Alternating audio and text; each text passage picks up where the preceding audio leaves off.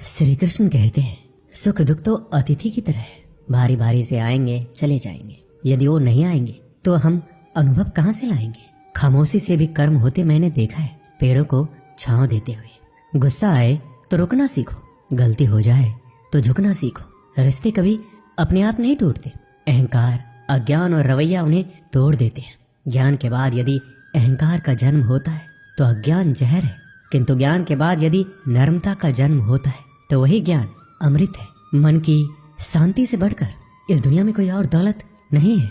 इंसान की पहचान करनी है तो सूरत से नहीं, चरित्र से कीजिए, क्योंकि सोना अक्सर लोहे की तिजोरी में ही रखा जाता है। इंसान कहता है, भगवान मेरी दुआ उसी वक्त क्यों नहीं सुनता। भगवान ने मुस्कुराकर कहा, मैं तेरे गुनाहों की सजा भी तो उसी वक्त नहीं देता।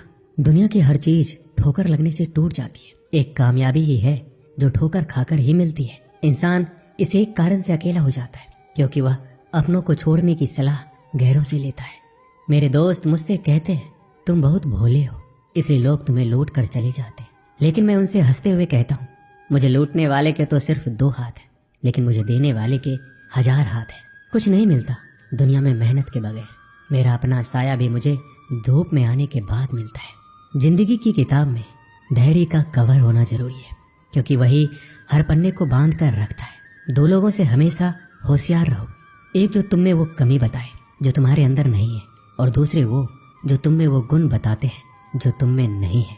अच्छी सूरत से ज्यादा मायने अच्छा स्वभाव रखता है, क्योंकि सूरत तो उम्र के अनुसार बदल जाएगी, पर अच्छा स्वभाव आपका जिंदगी भर साथ देगा।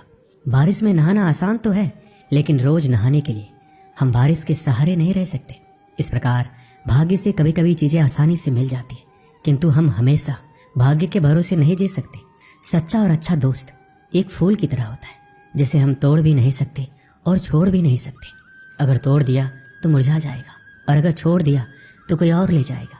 दिल के सच्चे लोग भले ही जीवन में अकेले रह जाते, लेकिन ऐसे लोगों का साथ भगवान जरूर देते हैं। श्री कृष्ण कहते हैं, गुरु और सड़क दोनों एक समान होते हैं। खुद वहीं रहते हैं पर दूसरों को मंजिल तक पहुंचा देते हैं। अपनों से बस उतना ही रूठो कि आपकी बात और सामने वाले की इज्जत बरकरार रहे। चेहरे की सुंदरता आंखों में उतरती है और स्वभाव की सुंदरता दिल में। हम अच्छे थे, अच्छे हैं और अच्छे ही रहेंगे। फिक्र वो करे जो बोलते कुछ है, करते कुछ है, दिखते कुछ है और होते कुछ और है। अच्छा वक्त सिर्फ उसी का साथ देता है जो कभी किसी का बुरा नहीं सोचते। किसी को इतना भी हक मत दो कि वो फैसला करे कि कब हंसना आपको है और कब आपको रोना है। अपने वो नहीं होते जो तस्वीर में साथ खड़े होते हैं, अपने तो वो होते हैं जो तकलीफ में साथ खड़े होते हैं। चेहरा चाहे कितना भी सुंदर हो, अगर जुबान कड़वी हो तो लोग मुंह फेर ही लेते हैं, क्योंकि जुबान की सुंदरता चेहरे की सुंदरता से कहीं ज्यादा बढ़कर है। हर सूर्यास्त हमारे जीवन में एक दिन कम कर देता है, लेकिन हर सूर्योदय हमें आशा भरकर एक नया दिन दे जाता है। इसलिए सदैव बेहतर की उम्मीद करें। यदि कोई आपसे दूरी बनाना चाहता है तो ऐसा करने दीजिए, नहीं तो आप उससे जितना नजदीक होने की कोशिश करेंगे वो उतना ही दूर जाता जाएगा। माता पिता पर उतना ही विश्वास रखो जितनी दवाइयों पर रखते हो। थोड़े बेशक कड़वे हैं पर आपके फायदे के लिए। आशा और विश्वास कभी गलत नहीं होते, ये हम पर निर्भर करता है कि हमने आशा किससे और विश्वास किस पर किया है। निकले हम दुनिया के भीड़ में तो पता चला कि हर वह शख्स अकेला है जो दूसरों पर भरोसा करता है। परेशान ना हुआ करो सबकी बातों से। कुछ लोग पैदा ही बकवास करने के लिए होते हैं। सपने देखने वाले सो जाते हैं और सपनों को जीने की ख्वाहिश रखने वालों को आंख बंद करके भी नींद नहीं आती। लोगों को खोने से मत डरो, डरो इस बात से कि कहीं लोगों का दिल रखते तुम खुद को ही ना खो दो। श्री कृष्ण कहते हैं, भक्ति और भरोसा इतना रखना कि संकट हम पर आए और चिंता भगवान करे। अपनी गलती को तुरंत स्वीकार कर लेना और दूसरों की गलतियों को नजरअंदाज कर देना, यही सकारात्मक सोच की दिशा में पहला कदम है। शस्त्र केवल शरीर को घायल कर सकते हैं, किंतु शब्द आत्मा को भी घायल कर देते हैं। कोशिश करें अच्छा बोले, अच्छा सुने और अच्छा व्यवहार करें। अच्छी नसीहतों का असर आजकल इसलिए नहीं होता क्योंकि लिखने वाले और पढ़ने वाले दोनों ही यह समझते हैं कि ये तो दूसरे के लिए है। मुझे पागलों से दोस्ती करना पसंद है, क्योंकि मुसीबतों में कोई समझदार काम नहीं आता। मिट्टी के घरों में लोग खड़े होते हैं, औकात में भले ही छोटे मगर इंसानियत में बड़े होते हैं। जरूरी नहीं कि जिनमें सांस नहीं वो मुर्दा है, जिनमें इंसानियत नहीं वो कौन सा जिंदा है। जिंदगी गुजारने के 2 तरीके हैं, जो पसंद है उसे हासिल कर लो, या फिर जो हासिल है उसे पसंद कर लो। 2 लोगों को जिंदगी में कभी नहीं भूलना चाहिए, एक जिसने तकलीफ दी हो और दूसरे वो जिन्होंने तकलीफ में साथ दिया। रंग में भी इतने रंग कहाँ जितने रंग बदलते हैं आजकल के इंसान।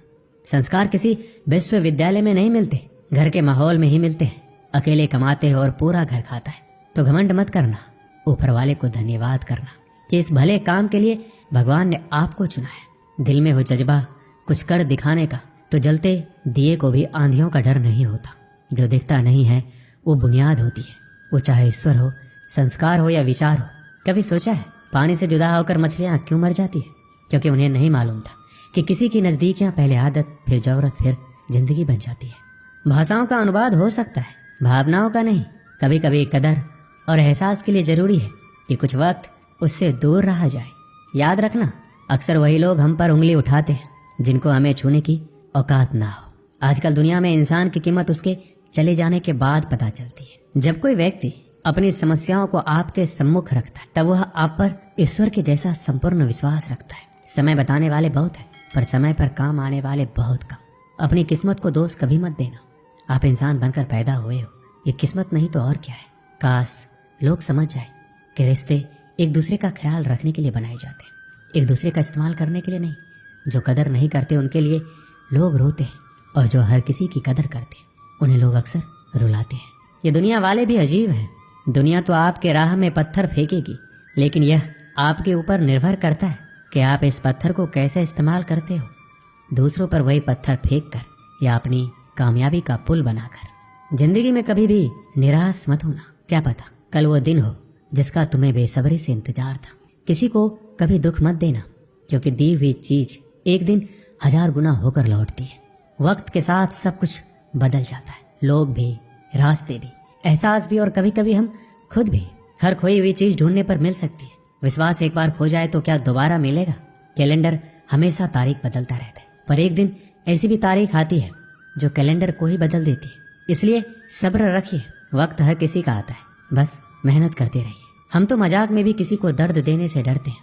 ना जाने लोग कैसे सोच समझकर दिलों से खेल जाते हैं। जिंदगी आखिरकार रुला ही देती है, फिर चाहे हम माँ बाप के कितने ही लाडले क्यों ना हो। किसी से प्यार करो तो बेशक करो, बस उम्मीद मत रखो, क्योंकि तकलीफ प्यार करने से नहीं, उम्मीद रखने से होती है। लोगों की निंदा से परेशान होकर अपना रास्ता ना बदलना, क्योंकि सफलता शर्म से नहीं साहस से मिलती है।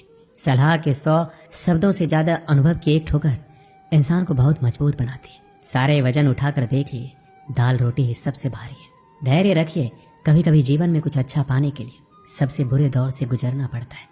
हर इंसान में कोई ना कोई प्रतिभा जरूर होती है, लेकिन लोग अक्सर इसे दूसरे जैसे बनने में नष्ट कर देते हैं। जो बुरा लगे उसे त्याग दो, फिर चाहे वो विचार हो, कर्म हो या मनुष्य। जिंदगी में हम कुछ नया इसलिए भी नहीं कर पाते क्योंकि हमें लगता है कि दूसरे नहीं कर पा रहे हैं तो हम कैसे कर सकते हैं। जिंदगी में कैसा भी मोड़ आए, कभी हिम्मत मत हारना, क्योंकि तुम्हारी हिम्मत ही तुम्हें हर कठिनाई से बाहर निकालेगी। एक बात याद रखना, पूरी दुनिया जीत कर भी अगर आपने माँ बाप का दिल नहीं जीता तो वो हार के समान है। एक समय की बात है, एक राज्य में एक पराक्रमी राजा का शासन था। उसकी कोई संतान नहीं थी।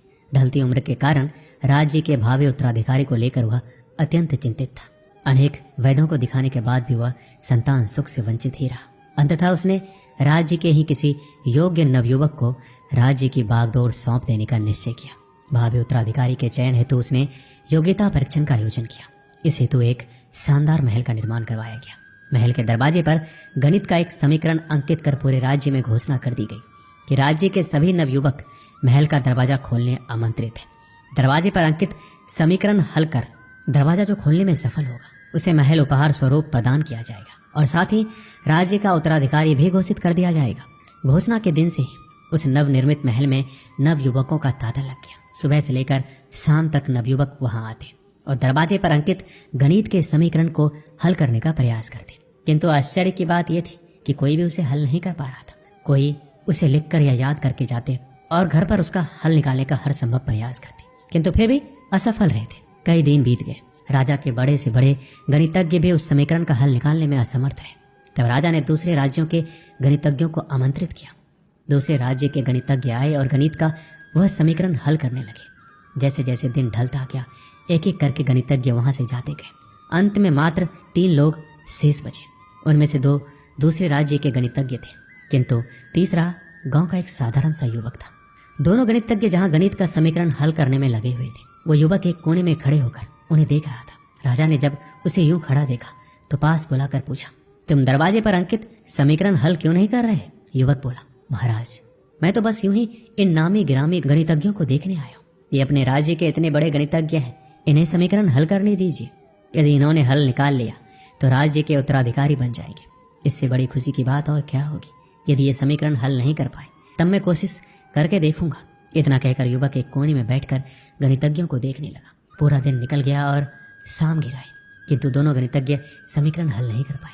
उनके मस्तिष्क में पूरे दिन मात्र एक ही प्रश्न घूम रहा था कि आखिर इस समीकरण में ऐसा भी क्या है, कैसे ये हल होगा, कैसे महल का ये दरवाजा खोलेगा।